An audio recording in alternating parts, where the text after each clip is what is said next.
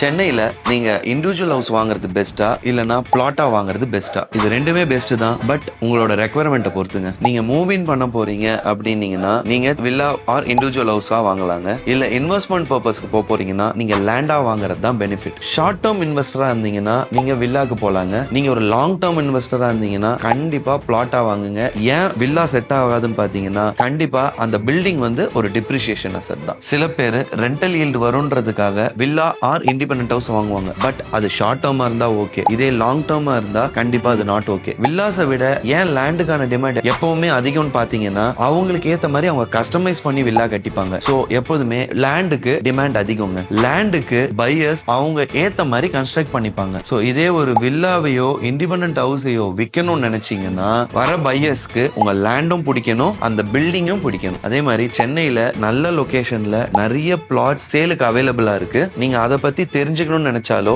சென்னையில உங்க ப்ராப்பர்ட்டியை சேல் பண்ணணும்னு நினைச்சாலோ தாராளமா எங்களை கனெக்ட் பண்ணுங்க.